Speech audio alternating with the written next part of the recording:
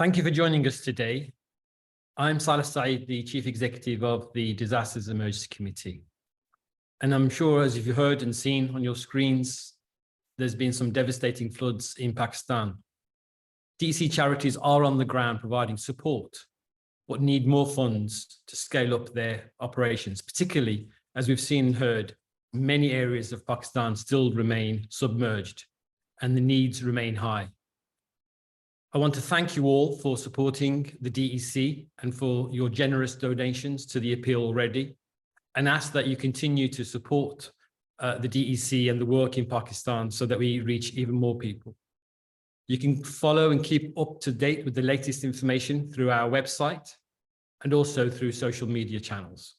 And if you have any specific questions, today there'll be an opportunity obviously to respond to those, but you can also follow up by emailing our partnerships team on partnerships@dec.org.uk, and we'll be obviously very happy to follow up on that. The DEC has been responding to the world's worst humanitarian crisis for almost 60 years now. I want to remind everyone that we are recording this session, and hopefully for those that haven't been able to make it today, we'll be able to follow up later on. There'll also be an opportunity to ask any questions towards the end, both to the DEC colleagues in the room and also to those who are in Pakistan. Can I just ask for all people just to remain muted during the session? That will be greatly appreciated. Thank you. So first of all, I just really want to introduce a little bit about the DEC for those of you that know have been able to contribute already, and for those that are new to the DEC. The DEC was founded in 1960s to provide a focal point for the UK public to respond to overseas emergencies, large-scale overseas emergencies. In fact, our first appeal was in 1966 to a major earthquake in Vartu in Turkey. Since then, we have responded to over 74 global crises, raising over £1.7 billion for vital humanitarian assistance. We do this by bringing together the 15 leading UK charities. Those charities include the likes of Oxfam, Save the Children, British Red Cross, Islamic Relief, Action Against Hunger, both who are represented here today. In times of crisis, people face life and death situations and need immediate help. And the DEC, through the work of our member charities, are there to help save and protect lives. Through rebuilding, through providing urgent humanitarian assistance, and all this is made possible through the donations that the DEC receives from individuals and organizations such as yourselves. Funds go directly to our members who spend this in the field, either directly with their own staff or through local partnerships. All is done in a very rapid response mechanism, and that is the strength of the DEC and the strength of the collaborative partnership that the DEC brings together. We also assess through the members the needs on the grounds, ensuring that the response itself meets the needs of those communities, and they are, of course, vital partners in that response. Likewise, the DEC is able to partner here with so many organizations across the United Kingdom and also engage and mobilize the British public who make a huge contribution to the emergency response. Those funds that come to the DEC are distributed to our members by taking into consideration their capacity and the size and scale that they can bring in terms of the humanitarian response. When distributing the funds to our members, no single agency receives more than 20% of the funds that we've raised, and no single agency receives less than 3%. This way, the funds are distributed quickly, fairly, and more importantly, according to the response of the capacity of those organizations.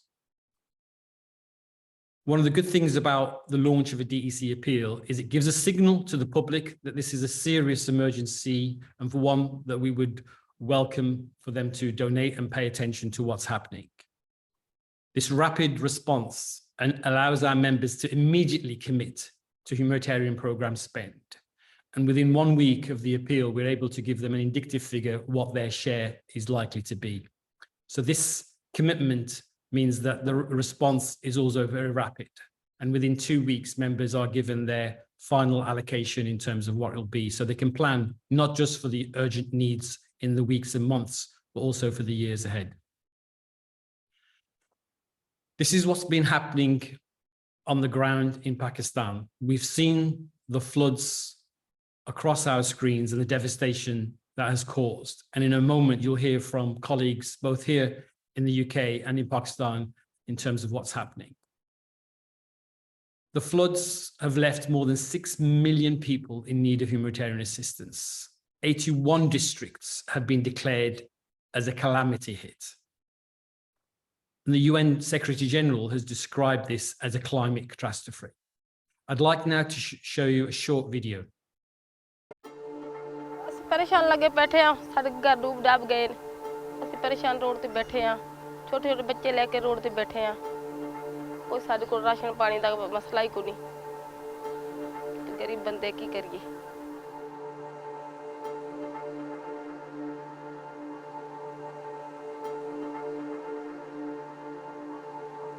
दागे में दरक नहीं लगी बस मैंने की चीजें जोड़ कम शपोल में रहता हूँ करे रजाना बच्ची में पड़ा गरी पकोर के में खड़ी दम लास्ते में बाकी दरक नहीं लगी सारवीरा नो बो योड़लो खुराकी में दरक नहीं लगी दूबो में दरक नहीं लगी कमरे रानो बो योड़े दल तदवा وفردي كل كلاس مخدر يترخو في ترى على كاميرا باقي شيء كم ده نورو ده دل ترى غلي ما ناس تما أرسل تقول ما لن تر ذكا ما شيريو ده غلي خارخ رمان ولا جلو الآن كبير تبو برباد شو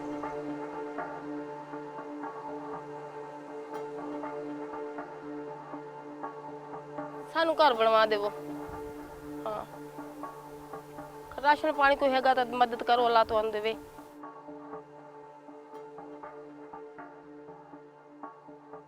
जगह बच्चों के बना के दो जरा सिर्फ बाहर रोड ते बच्चे लेके बैठे हैं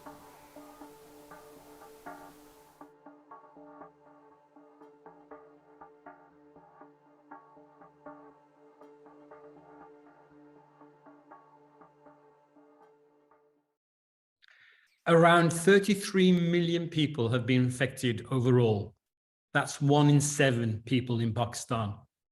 And often it's the most vulnerable of those people in Pakistan that have been impacted the most.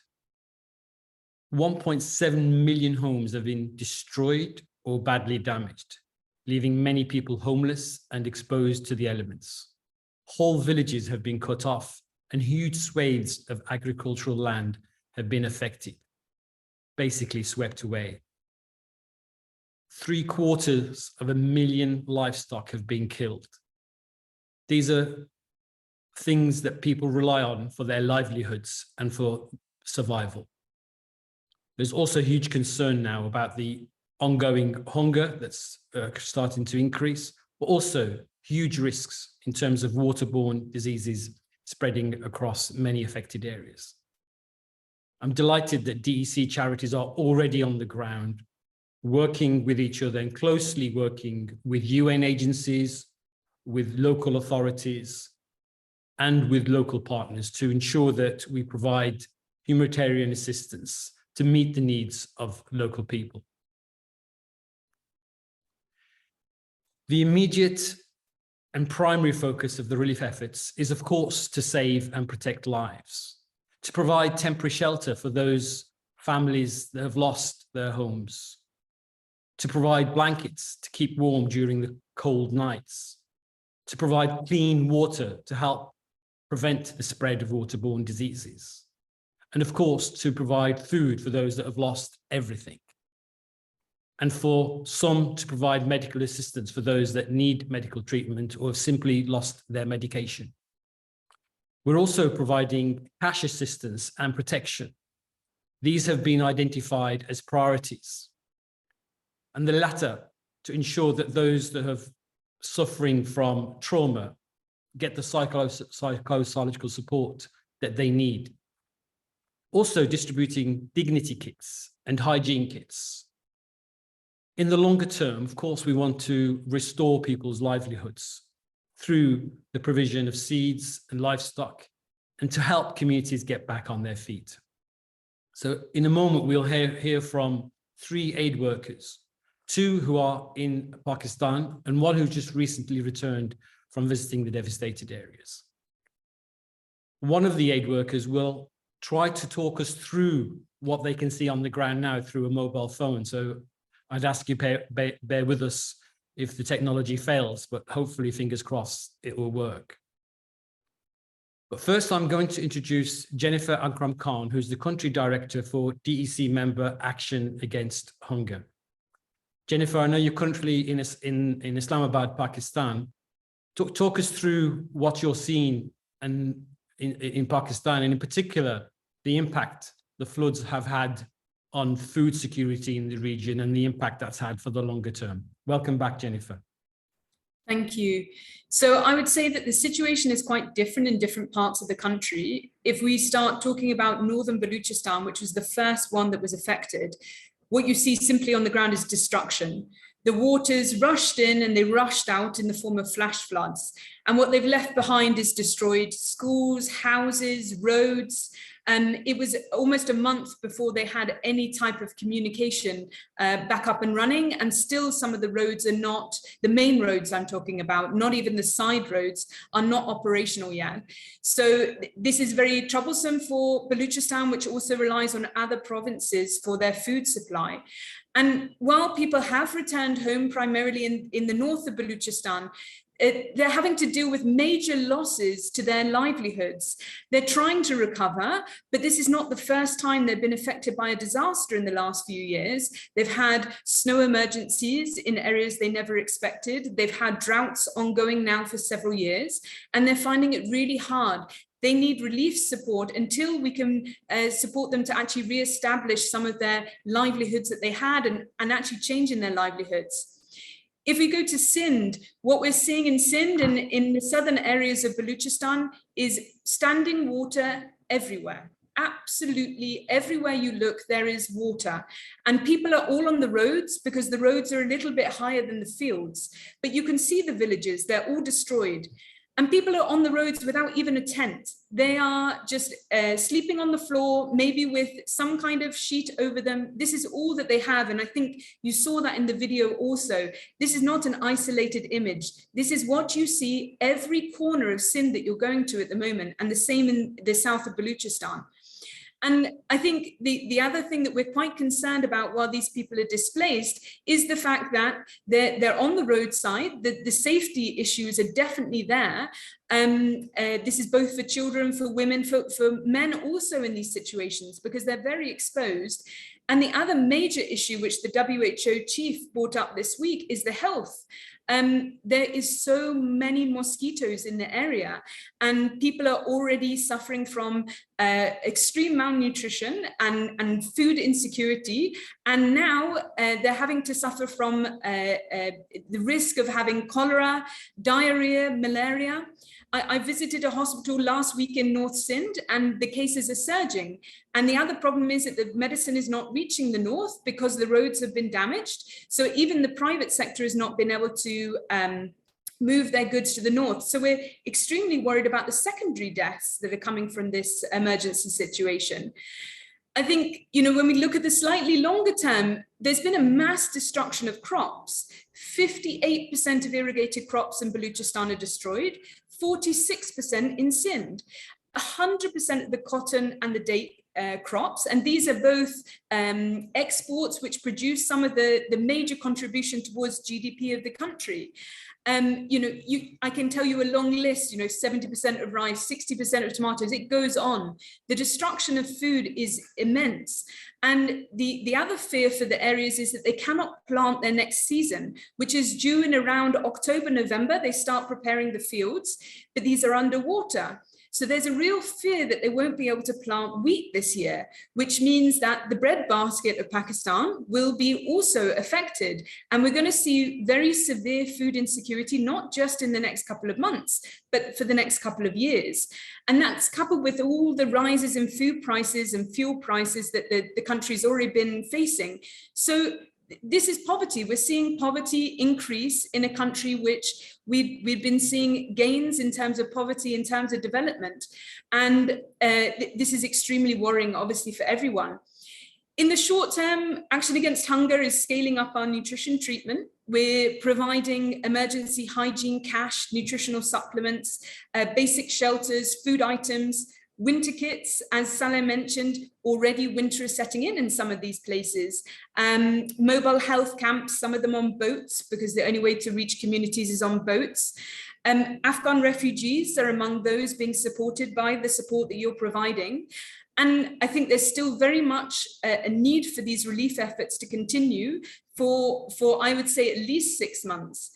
But at the same time, you know, in the longer term, and we have to look longer term, we know that there will be recurrent disasters. And what we're trying to do is, as soon as we're helping the communities to build back, we're giving them advice on building back differently, because now Pakistan is among the top 10 countries affected by climate change disasters, and it has been for many years. I'm fairly sure after this it's going to be top 5, if not in the top 3. It's really a country that we know in the next couple of years there will be more.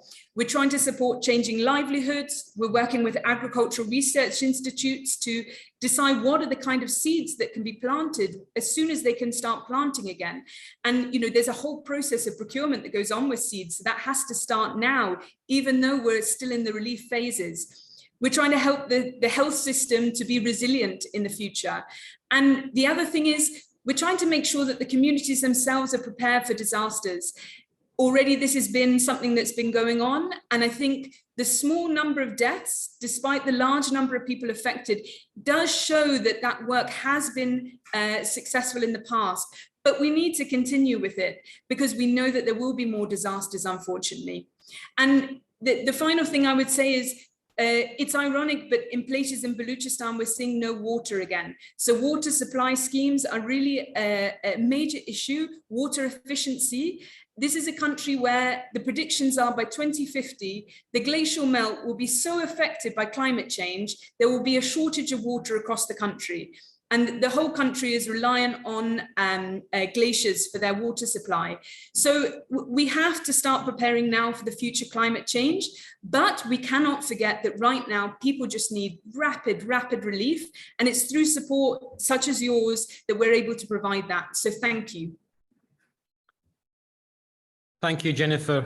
You shared with us some really frightening figures there in terms of obviously the situation in Pakistan, both now and for the future, but also thank you for also the work that you and your colleagues are doing right now, and also the planning, of course, that you're doing for the future.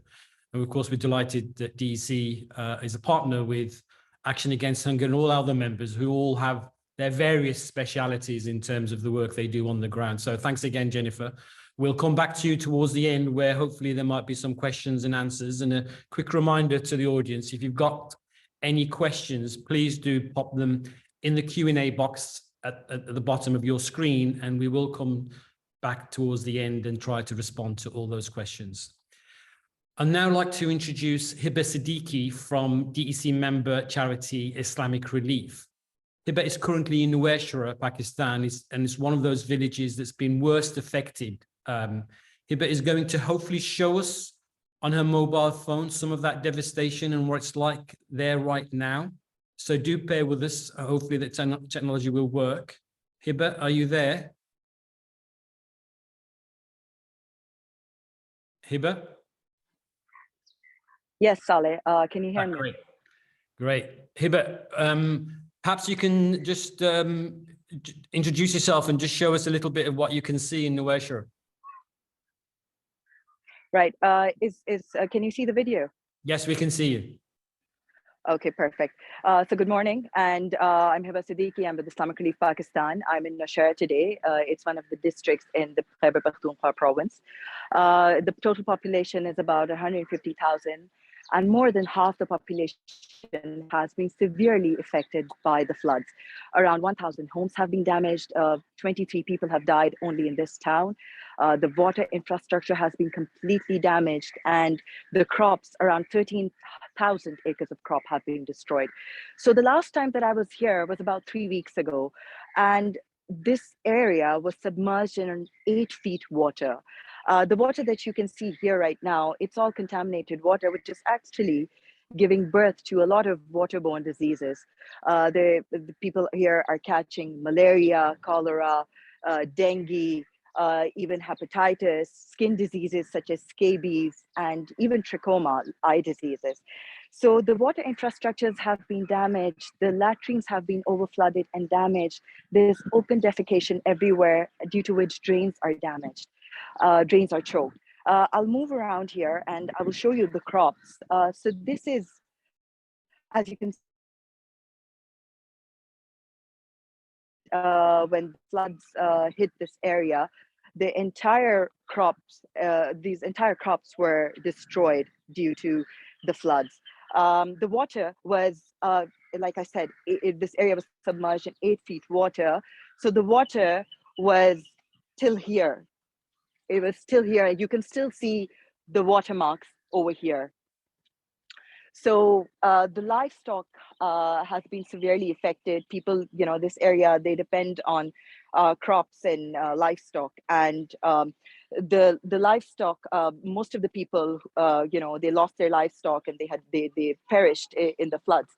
But even the ones who were able to save their livestock, they couldn't sustain them for a long time due to lack of clean water and fodder. So I met this person from the community. We're just going to talk to him and he'll tell us how the floods have impacted their lives and how they're getting by these days. Assalamu alaikum bhai. Apna naam batayega? Zahir bhai. So we are here with brother Zahir, who lives in Nowshera in this community. And he told me earlier when I was talking to him that his house has been severely affected by the floods. It has been damaged. The water was up till what here? Yahan tak pani tha aapke paas? Kahan pe? 8 foot. 8 foot. So it's you know above even our height. And wahan pe jab pani aaya to aap kahan pe the aur aap ghar ke andar the ya bahar the kahin? Madam घर पे थे जब पानी आ रहा था थोड़ा थोड़ा ज्यादा हो रहा था तो हम घर वाले सब बाहर कर दे बच्चे फिर आए लेकिन फिर इधर पानी जब ज्यादा हो गया ना तो हम भी इधर से गए जब वापस आया तो ये सारा ये इलाका है मैडम ये गरीब लोगों का है सारा सस्ता सस्ता घर लिया है ना 20-25 हजार रुपए का मरला तो ये लोग आया है इधर ही घर बनाया है गरीब लोगों ने वो सारा तबाह कर दिया. So Brother Zahir is telling us that they tried to stay in the house for as long as they could, but eventually he had to move his family to a relative's place that's at an elevated land, and he's moved them there. And every day he's coming here, he's coming back, and you know, he's taking care of his furniture and all the other stuff. And at the same time, he's trying to rebuild his house so that he can shift the family back there. But still, there's considerable amount of water present inside his house. तो Islamic relief से भी आपको जो add मिलने लगी है इससे आपको कोई फायदा होगा? मैडम इसमें ये फायदा होगा कि साबुन आ जाएंगे, तुलिया साबुन ये घर वाले का सामान है, ये बहुत रिलीफ होगा. Right. So in this area today, we're also be going towards a distribution where we're providing aid to this affected community, and today we're going to be providing them hygiene kits. And I was just talking to Brother Zahir, and I was asking him if this would be helpful. And because there are a lot of hygiene issues in this area, he's saying that this will be really helpful at this point in time. This help is going to be really helpful for them. So now in KP, we're going to be moving towards our early response phase. After, you know, we're done with the emergency, providing basic necessities to these people. So the reason why we selected this area is because it has been very severely affected. Most of the people living here are daily wagers. This is how they make their money. And so this area was submerged in water for about 20 days. So this is one of the main reasons why we have selected this district, this and this area for our distribution of our aid. So I'll be taking you towards the distribution in a bit, and we'll see you then. Thank you, Hiba. And thank you also to Zahir for sharing his story with us.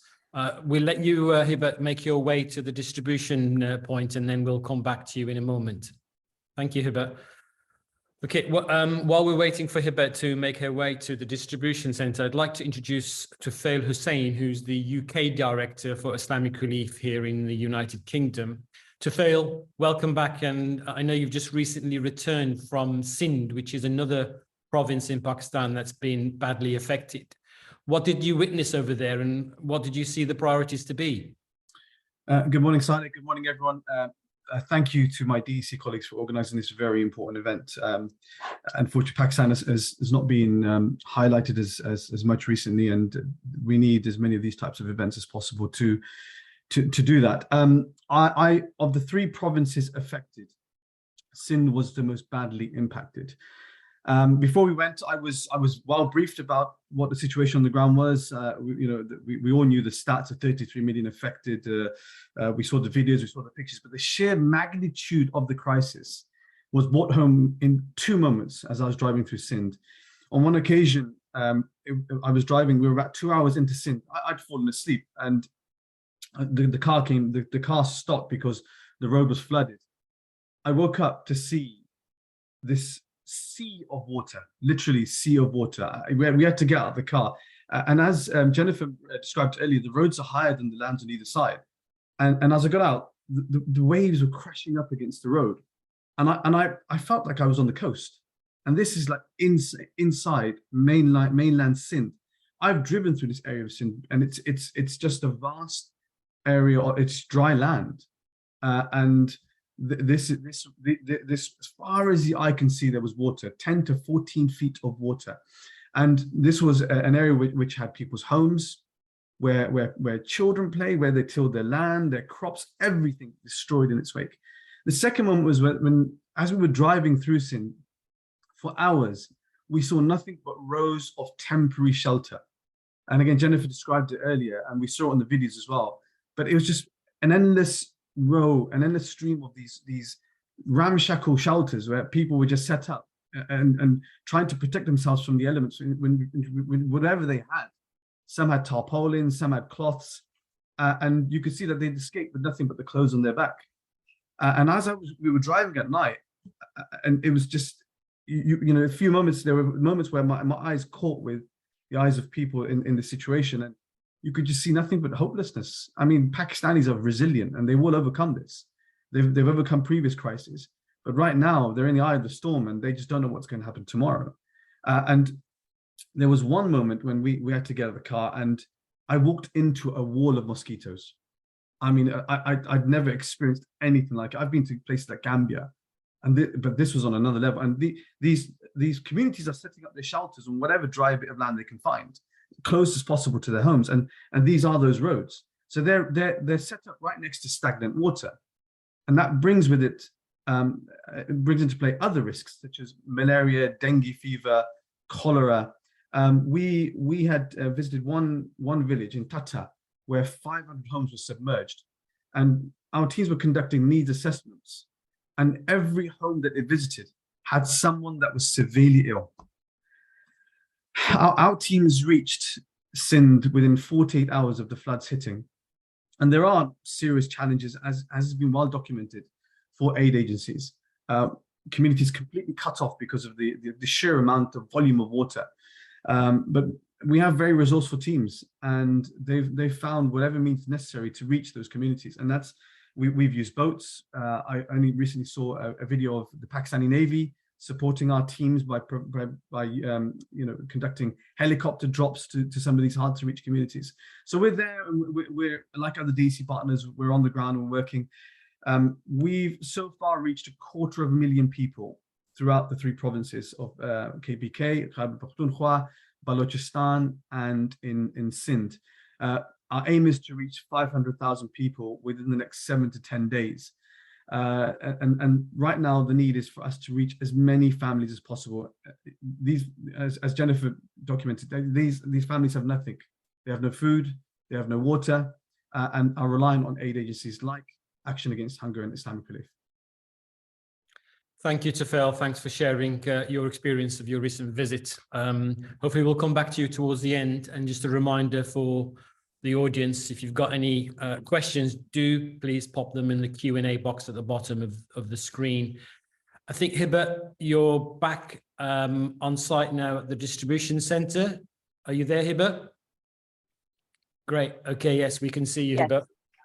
Brilliant. Talk Yeah. us through what So- you're doing today. Yeah, so we're here at the distribution site. As you can see, all these people, they're here waiting to receive aid from us. So today we're distributing hygiene kits to these people, and we're doing this in collaboration with UNICEF. So just to tell you how we do this is, we figure out the area in coordination with the district authorities.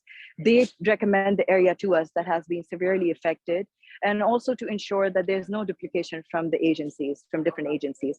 So after we've been recommended these areas by the district administration, our teams go door to door to do the assessments. And after the assessments are conducted, our monitoring teams to do the verification.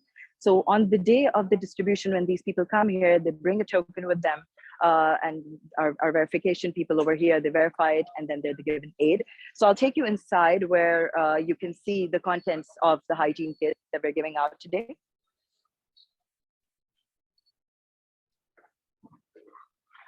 So here is the registration, the verification desk. You can see people are getting their tokens verified, and we've clearly displayed the items that we're giving out today. So we're giving jerry cans, soap, different containers for water, and also our hygiene kit has we focused a lot on women's menstrual health. So we're giving out culturally sensitive items, hygiene items that women can use, and so the people over here, they're coming, and we're starting the distribution just now. You'll be able to see that. And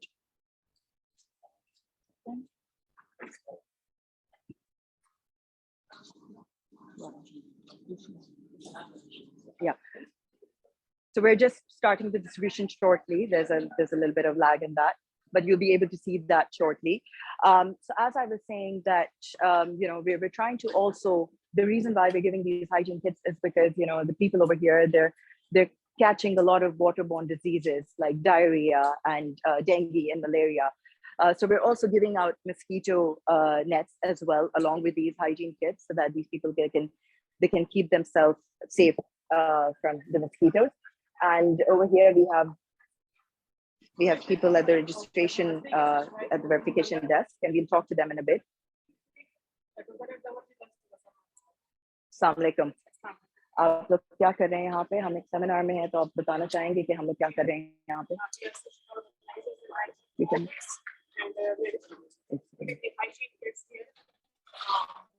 The families, we have made lists of 2 different villages named Shalafay and Shindabad. They're distributing the kits there. These are all the items that I mentioned. So we are aiming to reach about 500. Hear what they've said. I'm sorry, can you come again, Salah? You might need just to repeat what they've said, because we couldn't hear what they were saying. Salah, I can't hear you. So you might need just to repeat what they've said, because we couldn't hear what they were saying. Audio, I can't hear. We can hear you, Hiba, so do carry on.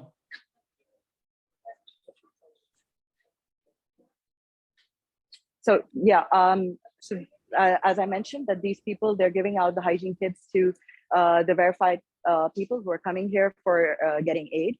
And so we're aiming to reach 500,000 people overall in Pakistan. We're starting our early recovery phase after this.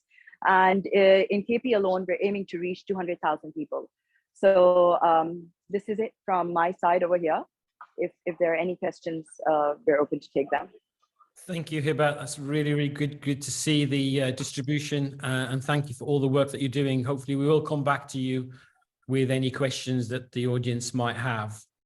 Do stay on the line, Hiba. I'm delighted that the technology did work for us and we managed to see both the devastation that the floods, of course, but also all the wonderful work that Islamic Relief and other agencies are doing there.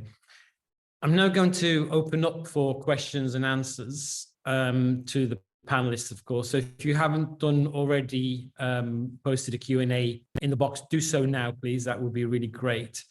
But I already have a few questions. Perhaps I can start asking the panel. Jennifer, do you work through local partners? Tell us how that works and the benefits of working with local partners. Yes, we try to work with local partners because we think that they're the ones that have been on the ground before and will remain on the ground afterwards. And so even before the monsoon, we'd already agreed with partners that we will work together. We were on standby, we had agreements in place because we know the monsoon is there. We just didn't expect the scale of the disaster this year, that's for sure. So yes, I think ultimately, when we think about it, that they're the quicker ones to respond. They have the linkages in the communities. It's proved very useful in this situation where access and communications has been a major issue.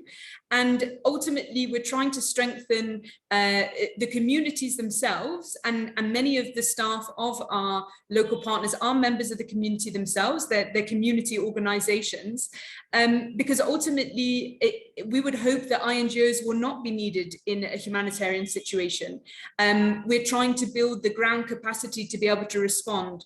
I think in situations such as this, though, where the scale is so large, there will probably for quite some time be the need for external support, but we would hope that in the future local communities themselves can respond, and they are the first responders always. Thank you, Jennifer. The second question is around coordination and how the DEC coordinates the response. And perhaps I will come to Hiba on this one. But first and foremost, I think it's important to explain that the role of the DEC is, of course, to mobilize the public here to partner with organizations in the UK to raise the resources and the funds needed for the response. The membership then coordinates with each other and with local organizations, including international organizations. As Hiba had just shown us their project in coordination with UNICEF. There are what's called cluster mechanisms, which both the UN and the government of Pakistan, in this case, are responsible for organizing. So there'll be a sort of a shelter sort of coordination meeting, a sort of food security coordination meeting and the like. And that's how the international community then coordinates the response so that it avoids duplication and makes sure that gaps are minimized. I don't know, Hiba, are you still with us? No, okay. So Jennifer or Tufel, anything you might want to add around the coordination? No, I think you've summarized it quite well, to be honest, Saleh. But the authority that we coordinate through on the ground is the NDMA, the National Disaster Management Agency. I'm not very good with acronyms. Actually, yeah. Hiba's back, so maybe she can answer the question. Yeah. Hiba, can you hear us? One thing I will say, that the power of the DEC and the collective allows us to mobilize communities and to raise funds, and that allows organizations like Islamic Relief to immediately hit the ground, because we know that these funds are coming in. So we have like what's called a 24/7 fund. It's unrestricted funds, which we can then use immediately to deploy our teams and it allows us to reach, for example, like we did in Sindh within 48 hours, with the understanding, confidence that the DEC has raised money and we'll be able to use that as well to further develop, build on that work. Thank you, Tufel. A follow-up question. How are you helping people to protect themselves from diseases like cholera and typhoid? How can people get treatment? Jennifer, can I come to you on this one? Sure. I think this is why things such as mosquito nets, access to safe drinking water, this is crucial, because obviously if you prevent it, that's the best thing that can happen. However, you know, it is unfortunately that the scale is so large that even when we talk about 500,000 as Tufel did, which is a huge number to be able to reach in a short space of time, there are still many, many needs. So curative is also there. Unfortunately, a lot of the health infrastructure has been destroyed or is inaccessible, either by the people or by the staff who are supposed to be working there. So this is where these mobile health camps, some of them are on boats, some on the roadside in maybe static areas, but they're not in the usual health facility, but these are crucial at this time because it means that we can diagnose and treat very quickly some of these emerging diseases. Thank you, Jennifer. I just want to check if Hiba is still with us and can hear us. No, okay. The follow-up question, another follow-up question is, so many homes have been damaged. How are DEC charities providing shelter for people? And Tufel, I wonder, perhaps also from your previous response in 2010, where I know that Islamic Relief rebuilt homes, and luckily many of those are still standing despite the current floods. Can you just share with us what you've seen in your recent visit and what your plans are in terms of shelter? Yeah, so we've already been distributing shelters, and that's included tarpaulin. So tarpaulin is actually a lifesaver in these types of situations. It can either be used for the ground or to provide a roof, and that provides some sort of temporary shelter. We've sourced tents from the local markets, and have been distributing them too. In Balochistan, we've already started to rebuild homes. So we're working with the communities. We provided them with materials. It's a partnership approach. So the community that we're working with, there is a culture of building their own bricks. So we provided them with the materials, they will build the bricks, and then we've also provided them with advice and guidance on how to build. So in 2010, you're right, Salih, in that we had probably one of the largest reconstruction projects. And that was, of course, 2010 was the last floods. Yes. Yeah. And so when we built to ensure that they are prone to flooding. They are resistant to flooding. And thankfully, I saw a picture 2 days ago I think it was in Nowshera, and where the water had receded, the home that we had built was still standing, and so that's a very important part of our approach, this disaster risk reduction approach, where whenever we build, we understand what the potential risks are going forward. Of course, these are all now flood-prone areas, and we will build back stronger and ensure that these communities have homes that can withstand any future flooding. Thank you, Tufel. One more question that we have is, how long will you be there helping people to recover from the disaster? So just from a DEC perspective, we've already committed that the funds that we've raised so far will be spent over a 2-year period, split over 2 phases. The first phase is the initial sort of 6 months emergency phase, which is really making sure that people receive the basic assistance they need to survive and get by. And then we move on to sort of a bit more longer term assistance, and that will look at livelihoods, more semi-permanent shelter and the likes. But I know, of course, our members will be there far beyond the 2-year period that the DEC will be supporting, because frankly, the needs and the reconstruction, the rehabilitation will take many years. I don't know, Jennifer, if there's anything you might want to add to that in terms of Action Against Hunger's longer term work. Sure. I mean, we've been in Pakistan since 1979, so we're not a new organization here.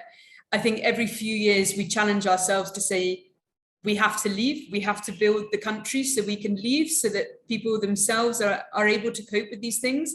But with the scale of climate disasters now, and just bear in mind, this flooding is not in floodplains. There was flash floods, which are in areas which are very far away from rivers. There is areas of Balochistan which have never had monsoon before that have suffered in this crisis. So I think we would really hope that we can help communities to be ready to respond, and that is what we're trying to do. We're trying to stay hopeful that this is increasing year on year and we can support people more and more.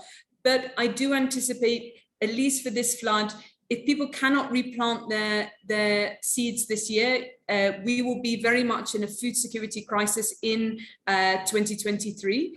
And therefore, at least for 2023, we'll still be working very much with the flood affectees.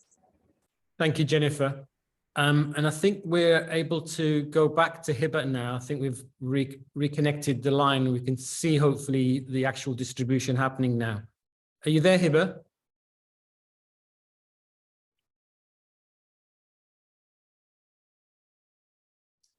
We can't hear you. So perhaps unmute if you can.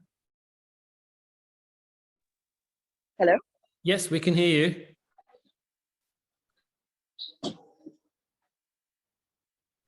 what's happening there now, Hiba?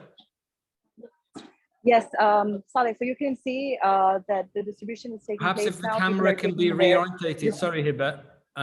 If the Yeah. cameraman can just rotate the phone because you're to. You can rotate the phone. Yes. So you can see these ladies, they're taking the hygiene kits that were provided to them, and inside they were being sensitized on how to use these items. So they're just coming from their session that was happening inside. And unfortunately, we can't go in there with our cameras due to cultural sensitivities. Great. Thank you for showing us that, Hiba. So yeah, so just one thing I want to say, I just want to say one thing that, you know, I met these communities over here, and I met this one person who said to me that it's okay if, you know, if you don't give us anything, if you don't give us any aid, but it means the world to us that you're here to see us. So these people are very proud. They don't ask for anything. So at this point in time, you know, we really need the international community to step up and do every possible thing to get these people back on their feet. Thank you, Hiba. Really nice warming words there, and similar to what we've heard in other crises where people really value that standing in solidarity and knowing that people from other parts of the world do care and do want to support, and that's as important as the actual material aid they receive. Thanks for sharing that, Hiba. Okay, I have one final question and then we will close. And the question is, the work on the ground is clearly making a difference to people's lives.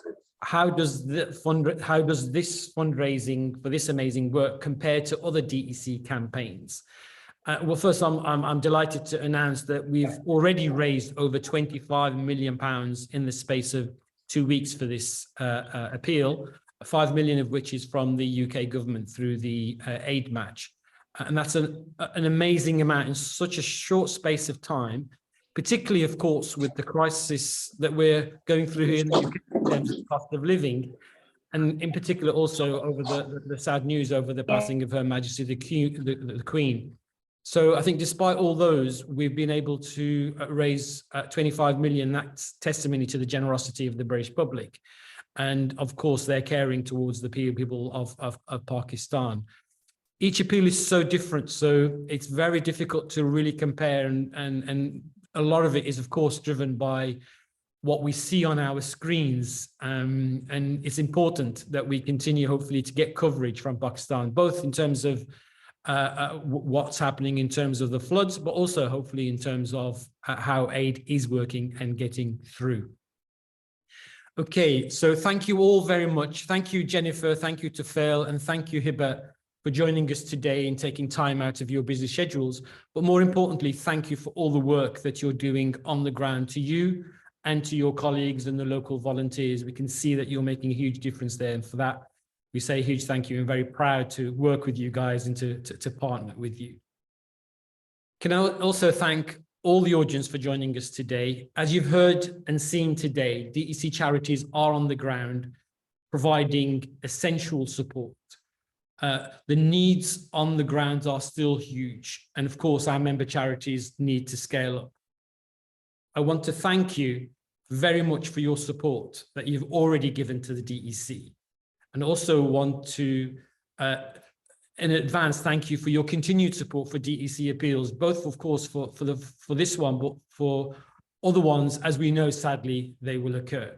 You can continue to keep up to date with the work on the ground in Pakistan directly via our website at dec.org.uk, through following our social media platforms. Or if you like, do please drop us an email at partnerships.dec.org.uk, and we'll be delighted to follow up with that. The DEC has been responding to the world's largest crisis for almost 60 years now. And we're extremely proud that we're able to both partner with, of course, our member charities, but also with yourselves, with organizations and individuals up and down the United Kingdom. This does enable the incredible work that you've seen today to not only be initiated, but to continue to meet the needs of the people on the ground. So for that, we just want to simply say a huge thank you. We could not do this work without you. Thank you again for joining us today, and we look forward to keeping in touch. Thank you.